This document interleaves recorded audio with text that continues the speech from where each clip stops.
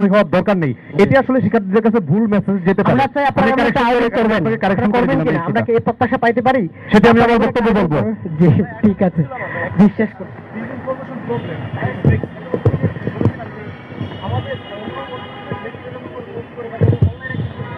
কমেন্টে গালাগালি বা এই ধরনের কাজগুলোতে ছাত্র শিবিরের নেতাকর্মী ভাইদেরকে আমরা বেশি দেখেছি।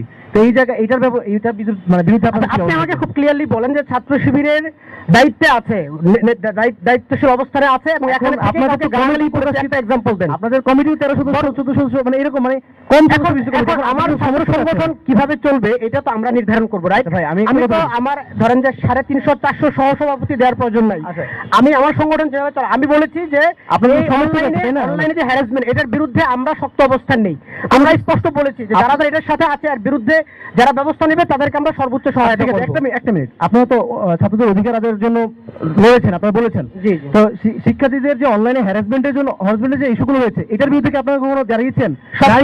সবসময় জানিয়েছি এবং বরঞ্চ আমাদের কেন্দ্রীয় সভাপতি স্পষ্টভাবে বলেছে, এটা বিভিন্ন টক শোতে বলেছে, সব জায়গায় বলেছে যে যারা এই ধরনের জিনিসের ক্ষেত্রে কানেক্টেড থাকবে তাদের বিরুদ্ধে শক্তিশালী অবস্থান এবং তাদের বিরুদ্ধে ব্যবস্থা নেওয়া হবে। এবং অনেক এক্সাম্পল আমাদের আছে। ধন্যবাদ। আমরা অনেকগুলো প্রশ্ন পেয়েছি, উত্তর শুনবো আনিসুর রহমান খন্দকার অনিক ভাইয়ের কাছ থেকে। কাইন্ডলি 2 মিনিটে শেষ করলে ভালো হবে, সময় স্বল্পতা।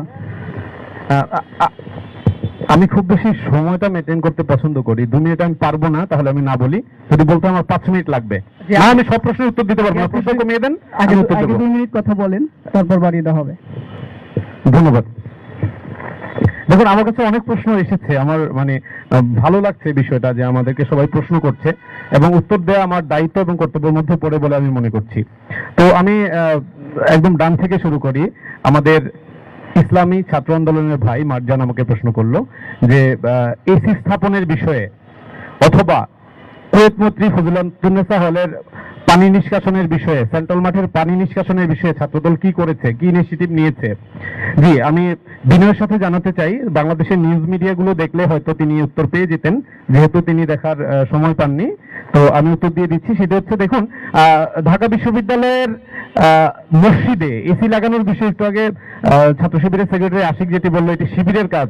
আমি তার কাছে আরেকটা প্রশ্ন করতে চাই, এটা কি আসলে শিবিরের কাজ না ডাকসুর, বা ডাকসুর শিবিরের মধ্যে তফাৎ আছে কিনা? জানলে উত্তর দিতে সহজ হতো। এটি ডাকসুর ইনিশিয়েটিভ না শিবিরের এসি লাগানোটা?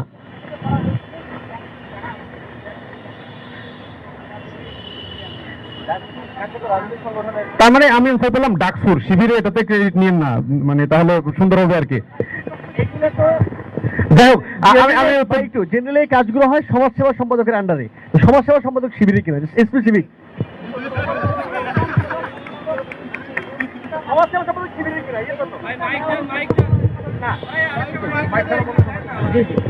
যে উদ্যোগটার কথা বলা হয়েছে এই উদ্যোগটা সমাজসেবা সম্পাদকের ছিল না। এই উদ্যোগটা ছিল কার্যনির্বাহী সদস্য আনাস ইবনে মনির এবং আমাদের সাংস্কৃতিক মাঝার ভাই, এই দুইজনের উদ্যোগে এই পুরো কাজটা হয়েছিল। সেই জিনিসটা সিম্পল। এটা সামগ্রিকভাবে তো ডাকসুর কাজ, কেউ না কেউ উদ্যোগ নেই সেই কাজটা বাস্তবায়ন করে। সিম্পল। জি, অনিক ভাই দিতে হবে। তো যাই হোক, আমরা যখন পানি নিষ্কাশনের ব্যবস্থা করার জন্য আমরা শুধুমাত্র লোক দেখানো 2টা পানির বোতল দিয়ে একটু শুকনা খাবার দিয়ে সমাধান করতে চাইনি। আমরা কিন্তু সাথেই ঢাকা দক্ষিণের যিনি প্রশাসক রয়েছেন জনাব আব্দুল সালাম, বীর মুক্তিযোদ্ধা, আমরা ওনাকে নিয়ে এসেছি। আপনারা মিডিয়ার মাধ্যমে হয়তো দেখবেন, না হয় সার্চ দিয়ে দেখবেন আমার কথা সত্যতা যাচাইয়ের জন্য।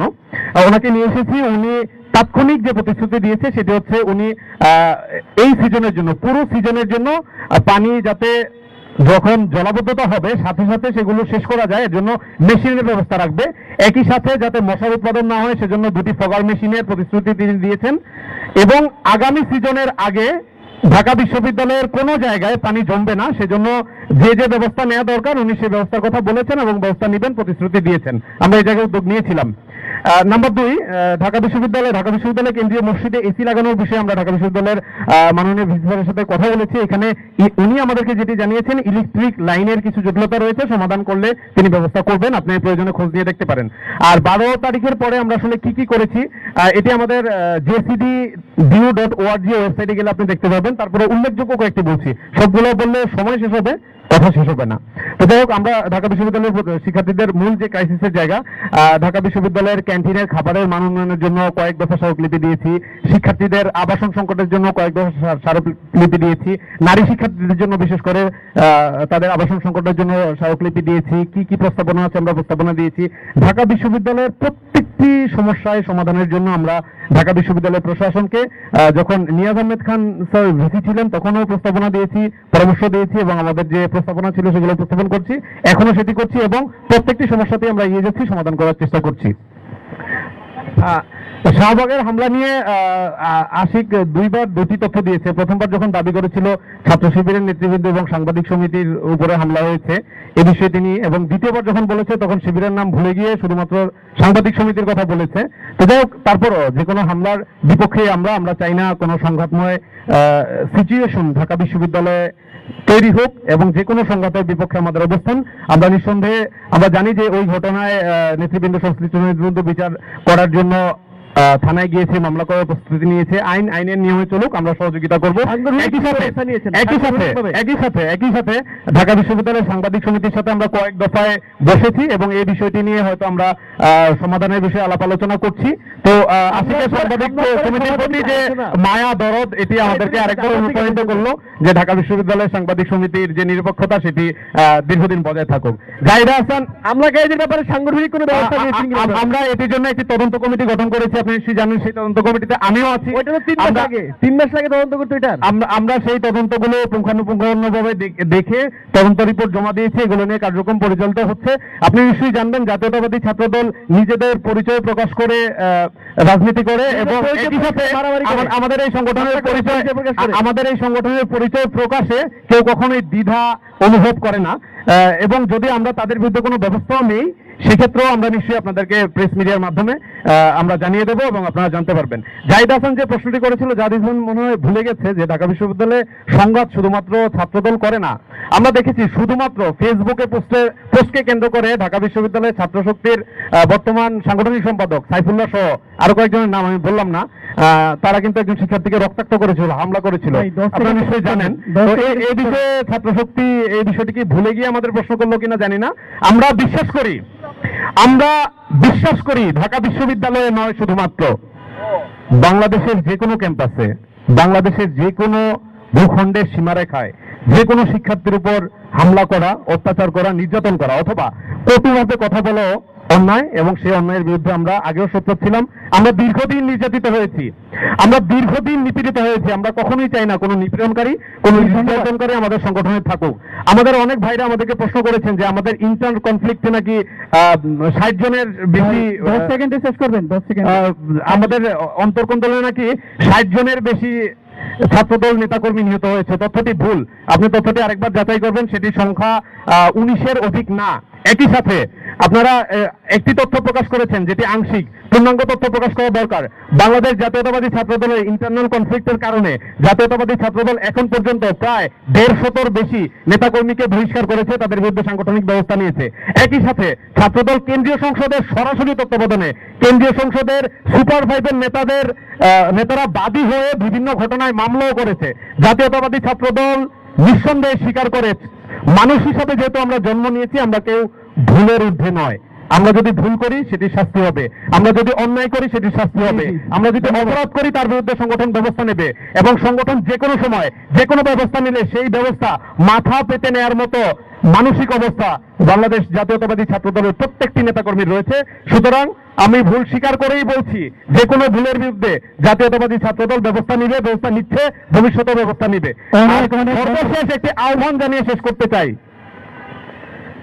আজকের মতো 1000টা সংলাপও যদি হয়, এই সংলাপে আমার কথা কষ্ট পেয়ে আমার ফেসবুকে যদি 5000 গালিও দেওয়া হয়, আমাদের বিভিন্ন নারী কর্মীদেরকে অনেক সংগঠনের নেতাকর্মীরা গালাগালি করে বাবা মা নিয়ে, এবং তাদেরকে এলাকায় অনেক ক্ষেত্রে অনেক নেতাদেরকে শাতিম ঘোষণা করে দেয় যে ও ইসলামিক না, ও আর মুসলমান নাই, এরকম করে। এগুলো থেকে বেরোয় আসলে ভালো হবে, না আসলে না আসবে, অসুবিধা নেই। যাই হোক, তো আজকে আমি আহ্বান জানাতে চাই, এরকম সংলাপ যদি আমরা 1000টাও করি, বছরে 365 দিনের 364 দিনও যদি সংলাপ করি, 65তম দিনে বসে কোনো সমাধানে আসতে পারবো না। আমি বাংলাদেশ জাতীয়তাবাদী ছাত্র দলের একজন প্রতিনিধি হিসাবে ইসলামী আন্দোলন, ইসলামী ছাত্র আন্দোলনকে আহ্বান জানাতে চাই। আপনারা আজকে ইনিশিয়েটিভ নিয়েছেন, এর জন্য আপনাদের কাছে ধন্যবাদ, কৃতজ্ঞতা। একই সাথে যদি আপনারা চান, যদি অন্যান্য সংগঠনগুলো চান, অন্যান্য সকল ছাত্র সংগঠন মিলে ঢাকা বিশ্ববিদ্যালয়ে বসে যদি কোনো কমন ক্রাইটেরিয়া আপনারা আসতে চান, ছাত্র রাজনীতি সামনে কিরকম হবে, ছাত্র রাজনীতি নিয়ে কি বিষয়ে আমরা আলোচনায় আসতে পারি, কি বিষয়ে ঐক্যমতে পৌঁছাতে পারি। আপনারা নিশ্চয়ই জানবেন জাতীয় নির্বাচনের আগে একটা ঐক্যমত কমিশন গঠন হয়েছিল। যদি এরকম কোনো শিক্ষার্থীদের ঐক্যমত গঠন হয়, জাতীয়তাবাদী ছাত্র দল আপনাদেরকে সর্বোচ্চ সহযোগিতা করতে প্রস্তুত। একইভাবে শুধুমাত্র কথা ফুলঝুরি, শুধুমাত্র মিথ্যা প্রতিশ্রুতি, শুধুমাত্র ভালো কাজের আশ্বাস না দিয়ে যদি সত্যিকার অর্থেই ছাত্র রাজনীতির চূড়ান্ত সংস্কার চান, তাহলে আসুন আমরা আবারও একসাথে বসি, দোষারোপ না করে, একে অপরকে দোষ না দিয়ে, একে অপরকে ভুল না ধরে, প্রকৃত সংস্কারের উদ্দেশ্যে, প্রকৃত সংশোধনের উদ্দেশ্যে আমরা একসাথে বসতে পারি। সেই বসায় আমরা আপনাদেরকে সহযোগিতা করব, সেই প্রতিশ্রুতি আমি দিচ্ছি। আপনাদের সবাইকে ধন্যবাদ। অনেক ধন্যবাদ। আমরা সময়ের স্বল্পতা রয়েছে, আমরা সর্বশেষ বক্তব্য শুনবো জাহিদ হাসান ভাইয়ের কাছ থেকে। ভাইকে অনুরোধ করছি 2 মিনিটে শেষ করবেন। হ্যাঁ, আমি 2 মিনিটে শেষ করবো। আচ্ছা, অনেকগুলো প্রশ্ন আছে। প্রথম যে এখান থেকে শুরু করি, সেটা হলো অনেক ভাই বলেছেন ওরা তদন্ত করছেন। আমরা দেখলাম যে ওই ঘটনার, শাহবাগের ঘটনার পরবর্তী যতগুলো নিউজ হয়েছে বাংলাদেশে মেইন স্ট্রিম নিউজ মিডিয়াগুলোতে, প্রায় প্রত্যেকটা নিউজ মিডিয়াতে নাম ধরে ধরে বলা ছিল যে কারা কারা হামলা করেছেন। ওটা 1 দিন বা 2 দিন, 24 বা 48 ঘন্টার কাজ। ওরা তদন্ত কমিটি করেছেন, 1-1.5 মাস হয়ে গেছে। এই 1-1.5 মাসে ওনারা খুঁজে পান নাই। এনিওয়ে, দ্বিতীয়বারে বলেছেন যে আমাদের সাংগঠনিক সম্পাদক সাইফুল্লাহ নাকি কারোর উপর হামলা করেছে। এবার আসেন, গত 1 সপ্তাহে যারা ঢাকা বিশ্ববিদ্যালয়ের রাজনীতির খোঁজখবর রাখেন, যে বাংলাদেশের একটা মেইনস্ট্রিম মিডিয়া 2টা নিউজ করেছে যে ঢাকা বিশ্ববিদ্যালয়ের ছাত্রীদের তৎপরতা নিয়ে, এবং সেইখানে যতগুলো নাম উঠে এসেছে কারাই তৎপরতা চালানোর চেষ্টা করছে নানা নামে বেনামে, সেখানে একটা নাম পাওয়া যায় রাহিদ খান পাবেল নামে। সেই ব্যক্তিকে ছাত্রশক্তির ছেলেরা বা ছাত্রশক্তির নেতাকর্মীরা বুয়েট থেকে ধরে নিয়ে শাহবাগ থানায় দিয়েছিল। এবং এই যে ধরে নেয় মাঝখানে, এখন আপনি একজন ছাত্রলীগকে ধরে নেবেন, সে আপনারা একদম মানে নিরবিচ্ছিন্ন হবে, একদম আপনার মতো করে যাবে, ব্যাপারটা এরকম না। কেন 16 জুলাই, এই আজকে 18 জুলাই, 16 জুলাই বিশ্ববিদ্যালয় মানে ঢাকা বিশ্ববিদ্যালয় ক্যাম্পাসে ছাত্রলীগের সকলের রুম ভাঙা হয় নাই, তাদেরকে একদমই লাঠি নিয়ে দৌড়ায় ক্যাম্পাস ছাড়া করা হয় নাই। তবে ছাত্রলীগকে তারা ধরে থানায় দিয়ে আসছে, তখন তারা গায়ে হাত তুলেছে। এবং সে ছাত্রলীগ এবং ক্যাম্পাসের ছাত্রলীগের যে কোনো তৎপরতা চালায় তার একজন, এটা অলরেডি প্রুফ, এটা নিউজ হয়েছে মেইনস্ট্রিম মিডিয়াতে, চাইলে আমি আপনাকে সেই নিউজ দেখাতে পারি। অনেক ভাই তার পক্ষে কথা বলছেন। কোশ্চেন তো ওইখানে আসে, তাহলে ছাত্রলীগের 15 বছর ক্যাম্পাসে কে করতেছে? ছাত্রদল করতেছে। এনিওয়ে, এক্স্যাক্টলি পরশু দিনের উত্তর দিলাম, তো আপনি তার পক্ষে তো কথা বলতে পারেন না। শুধু এইটা যে অনেক ভাই প্রথমবারে বসে তা না, সেই দিন যখন এই ঘটনা ঘটে, আমি ভুল না করলে তখন রমজান মাস চলতেছিল, রমজান মাসে তখনও দেখেছি ছাত্রদলের নানা পর্যায়ে নেতাকর্মীরা এটার পক্ষে অবস্থান নিয়েছেন। আমাদেরকে তখন গালিগালাজ করেছেন যে কেন এই ছেলেকে গিয়ে থানায় দেওয়া হলো, তার দোষ কি? আপনারা জেনে থাকবেন 5 আগস্টের পরে তাকে আরেকবার শাহবাগ থানার পুলিশ গ্রেপ্তার করেছিল ছাত্রলীগ সন্দেহে 15 জুলাই হামলাকারী হিসেবে। তাদের পক্ষে এখন ছাত্রদল কথা বলে। এনিওয়ে আসেন, এরপরে একটা কথা বলা হয়েছে যে আমাদের ঢাকা বিশ্ববিদ্যালয়ের এখন যে সভাপতি কিংবা আগের যিনি সভাপতি ছিলেন, যে ডাকসুর ভিপি পদে ইলেকশন করেছেন, তারা ছাত্র রাজনীতি হল রাজনীতির বিপক্ষে বা হলে কমিটির বিপক্ষে অবস্থান গ্রহণ করেছেন। আমি জানি এটা করেছেন। এইগুলো অনেকগুলো ভুল, অনেকগুলো সংশোধনী আমাদের মধ্যে ছিল বলেই আমরা অক্টোবরের 23 তারিখে গণতান্ত্রিক ছাত্র সংসদ থেকে রিফর্ম করে জাতীয় ছাত্র শক্তিতে উপনীত হয়েছি। এবং এরপরে আমরা হল কমিটি দিয়েছি। এরপরে কেউ একজন হল কমিটির বিপক্ষে কোনো কথা বলেন নাই। আরো একটা মজা আছে, আমাদের ঢাকা বিশ্ববিদ্যালয়ের সাবেক সভাপতি আব্দুল কাদের 9 দফার ঘোষক, অভ্যুত্থানে তার সাংঘাতিক কন্ট্রিবিউশন আছে। তিনি ছাত্র রাজনীতি বা হল রাজনীতির বিপক্ষে কথা বলেছেন। সুতরাং তিনি এখন আর ছাত্র শক্তিতে বিলং করেন না, কারণ ছাত্র শক্তি আদর্শ থেকে সরে এসছে। আচ্ছা, এনে সর্বশেষ কথা বলি। আশিক বলেছেন যে কে লিখেছে যে ইসলামী আন্দোলন বাংলাদেশে এটা ছাত্র শিবির থেকে কপি করা। আমি ওকে অলরেডি স্ক্রিনশট পাঠাইছি কে লিখছেন। সেই ব্যক্তির ছাত্র শক্তির কোনো ছাত্র শিবিরের কোনো পরিচয় আছে কিনা, জামাতের কোনো পরিচয় আছে কিনা সেটা আমি জানি না, এটা সত্য। সেই ব্যক্তি যখন আবার শিবিরের পক্ষে লেখেন তখন শিবির সেটাকে এন্টারটেইন করে, কিন্তু যখন শিবিরের জন্য বাজে হয় সেরকম কোনো কিছু লাগে তখন আবার শিবিরটাকে এন্টারটেইন করেন না। এক মজার জগৎ। এনিওয়ে, এরপর আসেন স্লার শেমিং নিয়ে। আমি এখনো আমার এই ফোনের হোয়াটসঅ্যাপ খুললে ছাত্র শিবিরের এখন যিনি কেন্দ্রীয় সভাপতি, তাকে আমি একাধিক ফেসবুকের লিঙ্ক, একাধিক স্ক্রিনশট পাঠিয়েছি যে আমাদের নারী কর্মীদেরকে, নারী নেত্রীদেরকে শিবিরের ছেলেরা, একদম বাই পোস্টেড শিবিরের ছেলেরা নাম ধরে পদবি ধরে বা তিনি কোন শাখায় উপশাখায় কাজ করেন লিখে পাঠিয়েছি। কোনো অ্যাকশন নেওয়া হয় নাই। নেওয়া হলেও সেটা ইন্টারনেটে নেওয়া হয়েছে, আমি জানি না, এক্সটার্নে আমাকেও পাঠানো হয় নাই। এখন মজার ব্যাপারটা কি জানেন? মজার ব্যাপারটা হইতেছে, ধরেন এই যে আমরা আলোচনা করতেছি না, আমি জানি আমি ছাত্রদলের সমালোচনা করছি, শাহবাগ নিয়ে তো শীতে দিই, সাদমানরে বলেছি, মারজানরেও ওই তো বলার কিছু পাই নাই।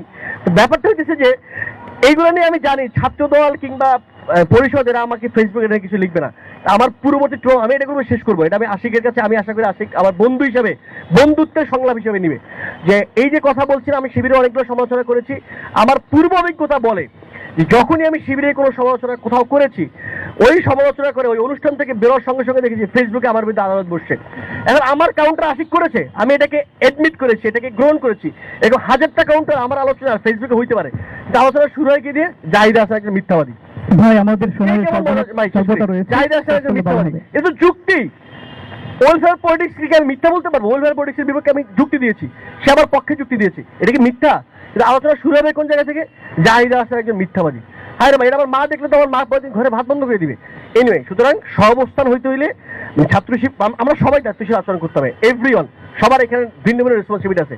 কিন্তু আমি স্পেসিফিক ছাত্র শিবিরের ভাইদেরকে বলবো যে আপনাদের পরিচয় তো অনেকেরই আমরা জানি না, সেটা আপনাদের সাংগঠনিক কৌশল বলেছেন, ওইটাও যদি মেনেও নেয় কিছুক্ষণ সময়ের জন্য, তবু যারা পরিচিত না এদের দিয়ে আল্লাহর হস্তে আমাদেরকে মিথ্যাবাদী, ইসলাম থেকে খারিজ, আরো নানা কিছু, এগুলো একটু কম বানায়েন। আচ্ছা ঠিক আছে, এই আর কি। আর আমি শেষ কথা বলি, ছাত্র আন্দোলনকে ধন্যবাদ, ইসলামী ছাত্র আন্দোলনকে ধন্যবাদ আজকের এই আয়োজনের জন্য।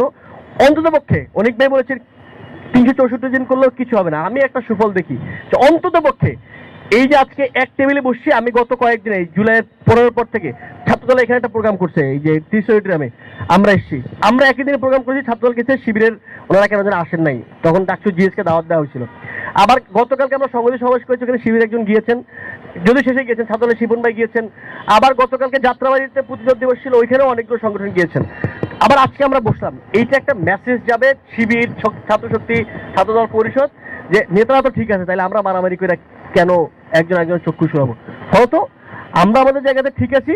সর্বশেষ কথা, এখানে মারামারি সংঘাত অনেকক্ষণ হয়েছে, কিন্তু যখনই ছাত্রলীগ সামনে দাঁড়াবে সবাই এক হয়ে যাবো, এটাই শেষ কথা। আল্লাহ হাফেজ। অনেক অনেক ধন্যবাদ। আমরাও একই কথা বিশ্বাস করি, আমাদের মত থাকবে, ভিন্নতা থাকবে, দৃষ্টিভঙ্গি ভিন্নতা থাকবে, কিন্তু ছাত্র রাজনীতির গঠনে ছাত্রদের অধিকার আদায়ে আমরা সবাই ঐক্যবদ্ধ, এই আশাবাদ রাখছি। একই সাথে আমাদের আজকের অনুষ্ঠানের সমাপ্তি ঘোষণা করছি। যারা উপস্থিত হয়েছেন সকলকে ধন্যবাদ জানাই। একই সাথে আমরা একটা বিষয় জানিয়ে রাখতে চাই, এরপরে আমাদের আরেকটি প্রোগ্রাম আছে, প্যানেল ডিসকাশন 2, জুলাই গণ অভ্যুত্থান, অর্জন, অপূর্ণতা ও রাজনৈতিক বিভাজন নিয়ে। এখন নামাজের বিরতি। সকলকে অনেক ধন্যবাদ। আল্লাহ সকলের মঙ্গল করুন।